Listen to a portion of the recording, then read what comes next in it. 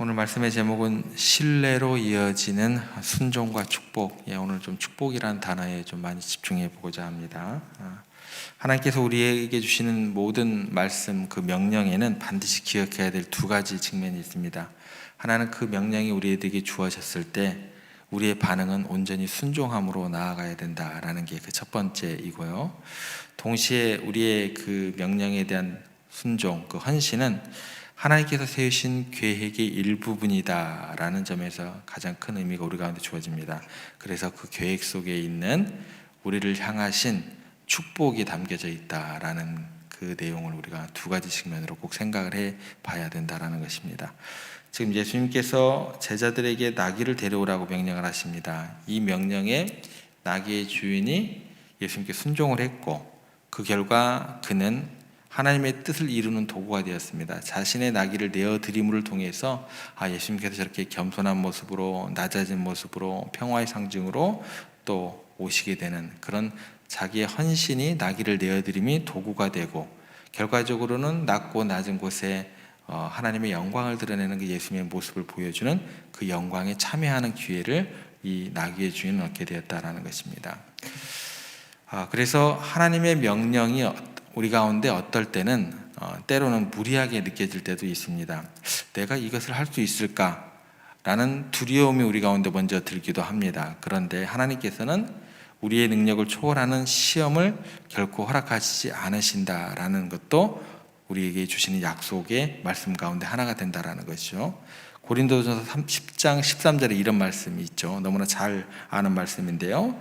사람이 감당할 시험 밖에는 너희가 당한 것이 없나니 오직 하나님은 미쁘사 너희가 감당하지 못할 시험 당함을 허락하지 아니하시고 시험 당할 즈음에 또한 피할 길을 내사 너희로 능히 감당하게 하시느니라. 우리에게 하신 약속의 말씀이 뭐냐면 감당할 수 있는 시험만 내가 허락할게, 이렇게 약속을 하셨다라는 거죠. 이걸 오늘 말씀에 적용해 보면 이렇게 됩니다. 하나님의 명령은 우리를 시험에 들게 하기 위한 것이 아니요, 우리를 넘어지게 하기 위함도 아니다라는 거예요. 그렇게 명령이 주어지는 그런 시스템이 아니다라는 것입니다. 하나님께서 우리가 순종할 만한 수준의 명령을 주신다. 그래서 우리가 만약에 아까 그 말씀을 가지고 적용해 보면 시험을 또 어려움 속에서도 피할 길을 마련하신 그 하나님의 신실하심을 우리가 믿고 신뢰할 때 우리에게 주시는 하나님의 명령에 대해서도 어떻게 할 수 있어요? 담대하게 믿고 의지하는 가운데, 신뢰하는 가운데 그렇게 주님의 명령을 따를 수 있다라는 것입니다. 그러면 왜 이렇게 하나님께서 우리에게 이런 명령을 하실까? 그 명령에 대한 내용은 우리가 더욱더 성장하고 또 하나님의 영광의 자리로 나아가게 하고 더욱더 우리에게 복 주시기 위함, 그런 하나님의 영광의 자리로 초대하는, 동참할 기회를 주시기 위함이다라는 것입니다. 그럼에도 불구하고 우리 입장에서는 하나님의 요청이 때로 지나치게 느껴질 수가 있다라는 것입니다. 이렇게까지 요구를 하십니까? 라는 질문이 떠오를 때도 있다라는 것입니다. 그러나 이거를 내 입장만 생각하지 마시고 하나님의 입장에서는 우리 믿음에 대한 하나님의 신뢰로 그 시선과 마음의 생각들을 바꾸시는 작업들을 하셔야 돼요. 내가 주어진 그 명령 자체가 이게 너무 힘든 명령을 나에게 주셨는데 이게 헌신의 강도가 보통이 아니네? 그런 생각은 자연적으로 오게 돼 있어요. 그 마음들을 어떻게 바꾸셔야 된다고요? 하나님께서 나에 대한 신뢰, 기대감, 그래서 우리가 순종하고 온전히 의탁할 것을 믿고 계시는 그 신뢰가 반영된 결과가 나에게 주어지는 명령이구나, 이렇게 마음과 생각들을 바꾸시는 기도를 하셔야 돼요. 엘리야 시대에 사르밧 과부 이야기가 이것을 정확하게 우리들에게 보여줍니다. 사르밧 과부가 엄청난 가뭄과 기근으로 인해서 마지막 남은 양식이 딱 하나 있었어요. 근데 그 음식을 해서 먹고 아들과 함께 이제 이 땅의 삶을 끝내야겠다, 아들과 함께 죽으려고 했습니다. 그런 그녀에게 엘리야가 딱 간이 나타나더니 뭐라고 했냐면 너희들 먹을 건 나 주라는 거예요. 떡을 만들어 달라는 요청을 했어요. 인간적으로 보면 말도 안 되는 그런 부탁이고 그 말입니다. 납득할 수 없는 요청이었고 정말 사람을 시험에 들만하게 하는 그런 이야기입니다. 이 사람 생각이 뭐라고 했어요?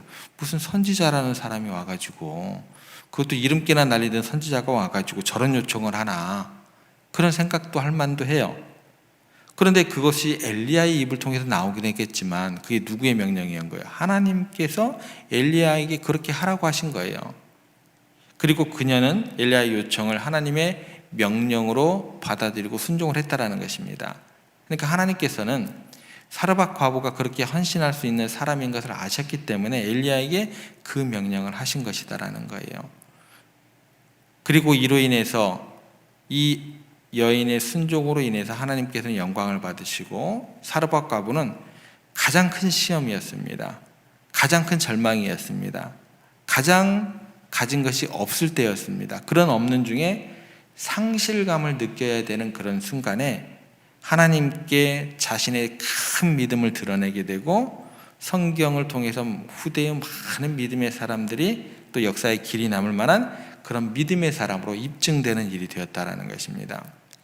이때 당시에 이스라엘에 굶고 또 배고픔에 시달리고 과부들이 이 사람만 있었을까요?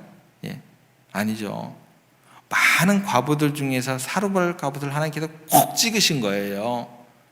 그리고 엘리야를 찾아가시고 말씀하시고 엘리야를 보내시고 엘리야에게 그 말씀을 하라고 요청하신 거예요. 여러분들을 콕 찍으셨다니까요. 누가요? 예, 하나님께서. 예. 여러분 말고 사람들 많아요. 많습니다. 왜 저에게, 왜 우리 가족에 하나님께서 여러분을 찍으셨어요. 왜요? 여러분들을 믿으시니까. 감당할 만한 그런 그릇들이 되니까. 이미 그녀가 순종할 걸 아셨기 때문에 엘리야를 통해서 명령을 하신 거예요. 이 사실을 우리가 기억했으면 좋겠습니다. 어찌하여 내게. 우리는 그런 생각이 들게 되겠지만 하나님께서 찍으신 걸 어떻게 해요? 순종하실 걸 아셨기 때문에. 그리고 이것은 주님의 축복이 우리에게 어떻게 임하시는가를, 그 과정을 우리에게 알려주시는 그런 장면이 됩니다. 주님께서 우리에게 요구하시는 순종은 단순히 우리의 믿음을 테스트하기 위한 것이다 라는 쪽에 머물지 않습니다. 주님께서 어떻게 해서든지 상 주실 건수를 찾고자 우리에게 명령하시고 순종을 기다리고 계신다라는 것입니다. 그렇기 때문에 우리 삶에서 갑작스러운 요청 앞에서 우리가 어떻게 반응하느냐, 우리의 마음을 어떻게 말씀에 빗대어서 이런 말씀을 가지고 내가 다시금 그 주님의 명령 앞에서 어떻게 내가 반응하는 것이 좋은가, 이 선택이 굉장히 중요합니다. 이런 상황을 통해서 우리의 믿음이 얼마나 성숙했는지, 또 하나님께서 우리 가운데 얼마나 의지하고 있는 마음이 있는지를 우리들에게 보여주기를 원하신다라는 것입니다. 그래서 우리의 헌신이 하나님의 영광을 드러내는 순간이 되고 우리 자신에게는 뭐가 돼요?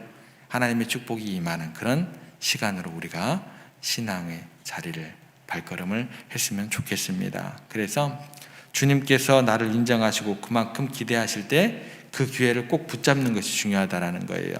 하나님께서 우리가 기꺼이 그분의 요청에 응답할 수 있음을 아시고 우리가 순종을 통해서 그렇게 복을 누리는 그런 거룩한 성도들이 되기를 원하십니다. 그래서 쉬운 요청은요, 우리의 믿음을 입증하거나 하나님을 위대하게 드러내기가 쉽지가 않아요. 예. 여러분 만약에 반대로 여러분들에게 주어진 하나님의 명령이 여러분의 상식을 벗어나요. 다른 사람들이 이야기하는 그 정도를 벗어나요. 그리고 현실적으로 감당하기 어려운 것처럼 보일 때 더욱더 하나님께서 나를 더 생각하시는구나, 기대하시는구나. 그 요청은요, 우리의 헌신을 위대하게 만들 수 있는 기회가 되는 것입니다. 그러니까 애매한 고난을 당하거나 애매한 어려움이 여러분 가운데 찾아왔을 때 그걸 섣불리 한 가지 측면으로 생각하시면 안 돼요. 특별히 나에 대한 것들은 내가 하나님 앞에서 더욱더 겸비해야 되겠구나, 그렇게 생각을 할 수 있겠지만, 자신을 돌아보는 게 먼저가 우선이 되겠지만, 다른 사람에 대해서 평가할 때는요, 여러분들 그 사람에 대해서, 처해진 환경에 대해서 판단하면 안 돼요. 절대로요. 그러시면 안 돼요. 나에 대해서는 그게 먼저 작동을 하는 게 맞아요. 다른 사람에 대해서는요, 절대 그러시면 안 된다라는 거예요. 예. 어찌됐건 상식을 벗어나고 현실적으로 감당하기 힘든 것으로 보일 때 그 요청은 우리의 헌신을 위대하게 만들 수 있는 기회가 된다라는 거예요. 그 순간 우리가 온전한 순종을 선택할 때 우리에게 명령하신 주님께 부끄러움을 안기는 것이 아닌 게 되는 거예요. 만약에요, 우리가 그러잖아요. 엎질러진 물을 어떻게 담을 수 있느냐. 하나님께서 성경을 통해서 우리 믿는 사람들에게 이미 다 말씀하셨잖아요.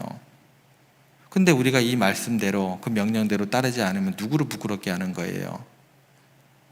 하나님을 부끄럽게 하는 거예요. 우리 세종교회는 그러면 안 될 것 같아요. 나 외에 다른 신을 섬기지 말라. 내 하나님의 이름을 망령되이 일컫지 말라. 그게 뭐예요? 주어진 말씀대로, 그 명령대로 따르고 순종하지 않는 게 뭐예요? 내 하나님을 망령되이 일컫는 거예요.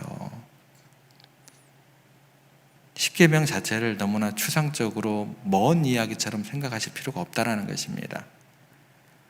말씀대로 또 주신 명령대로 주님께 순종했을 때 그게 부끄러움을 주님께 안기는 것이 아니라 그분의 영광을 온전히 드러내면서 가장 깊은 축복을 경험할 수 있는 순간으로 우리가 만들 수 있으면 좋겠습니다. 그렇게 사르밧 과부는요, 하나님의 요청에 순종했을 때 기름은 마르지 않고 그릇에 떡가루가 끊이지 않는, 그때 당시에서 상식을 초월한 거죠. 어떻게 그 가뭄 가운데서 기름이 마르지 않고 떡가루가 끊이지 않는 그런 상식을 초월한 그런 일이 일어나게 됩니까? 그런 축복을 경험하게 된다라는 거예요. 그만큼 상식을 초월하고 또 우리의 생각을 초월하는 그런 순종이 우리 가운데 주어졌다 할지라도 그 결과와 그 열매는요, 우리의 생각을 뛰어넘는 하나님이 예비하신 축복이 있다. 여기까지 우리가 생각을 하시고 힘들고 어려운 그 명령 가운데서 다시금 하나님에 대한 기대가 있겠구나라는 그 마음으로 기대하시고 기도하시고 그렇게 그 삶을 감당하실 수 있다고 한다면 하나님께서 영광의 자리로 어느 순간 하나님의 때에 인도하실 걸 믿는 믿음 가운데 거하시기를 바랍니다. 신앙이라는 것은요, 세상의 논리나 경제적인 계획으로 이해할 수 있는 것이 아닙니다. 세상은 모든 것을 이유와 결과로 설명을 해야 된다라는 거예요. 그러나 신앙은 그런 것들을 초월하는 영역이다라는 것이죠. 신앙은 단순히 믿음이 아니라 하나님을 우러러 바라보면서 그분을 절제적으로 신뢰하는 행위다라는 거예요. 사르밧 과부처럼 그 명령이 주어졌을 때 왜? 라는 질문보다도 어떻게 이 시간들을 온전히 하나님께 올려드리면서 순종할까, 여기에 우리가 초점이 맞춰져 있었다고 한다면 우리에게는 가능성은 더 많아질 수 있을 것입니다.